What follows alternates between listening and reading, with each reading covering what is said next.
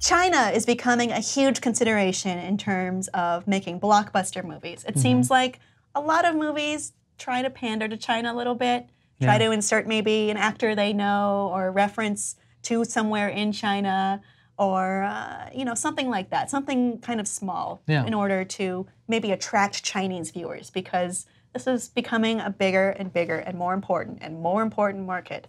And you would think that the biggest movies would have a handle on this. Yeah. But Star Wars does not. So Marvel does pretty well in China. I can see that. But Star Wars, it never really caught on so much. So there is an actor connected to Star Wars who has a lot to say on this very idea, and that is Donnie Yen. He was one of the stars of Rogue One, and he said to Joe Blow, Chinese audiences didn't grow up with Star Wars culture. So unfortunately, it didn't work. Marvel is a lot easier to understand. Star Wars, there's a whole universe out there. Marvel, from the costumes, to the music, to the idols, to the stars, it's much easier to close the gap between the film itself and the audience. When you're talking about American films, you're essentially talking about Western filmmaking, how to make a film and what is good about a film, the structure, the finance, the distribution, the marketing. That's the gold standard. That's the Bible, and I'm still learning. Chinese filmmakers are still learning, but at the same time, we have an edge.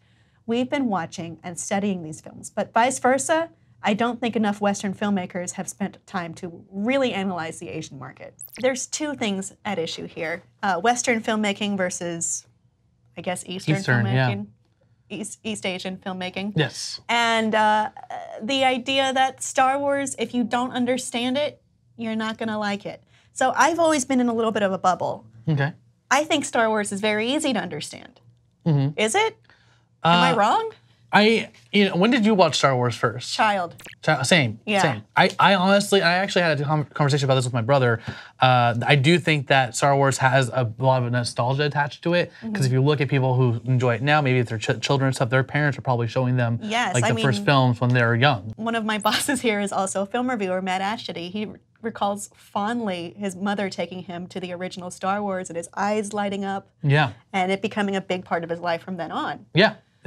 If Star Wars is too hard to understand, Star Trek has no chance in China. I'm just putting it out there. It's a lot more complicated. It is. I do think that, I don't know, Star Trek might be a little more easier to understand because I feel like it's a little more diverse. And I think, I don't know, it's hard to figure out. It's hard to pinpoint. I don't think it's an understanding thing. I just kind of, I feel like, I do think it goes down to nostalgia. Can Star Wars stand without nostalgia? Which I always thought it could. But maybe I'm just entrenched in the Western view or the I've been watching this forever view. I think nostalgia is it's biggest attribute, its biggest feature, and its biggest flaw. Because if you even look at the people nowadays who are enjoying it, a lot of people who don't like it are so attached to the nostalgia aspect of it. That's right. It's just weird. That they can't accept changes and adaptability. Yeah. Oh my gosh. So it's like a whole nother conversation there. Oh my gosh. But I think that's where it comes down to. Secretly turned into a past perfect segment, which is our nostalgia segment. Oh my gosh. Have you heard about the new TYT Podcast Network? We have some great new shows for you. Find us wherever you get your podcasts by searching for TYT Network on iTunes, Google Podcasts, or Stitcher, or head on over to tyt.com/audio.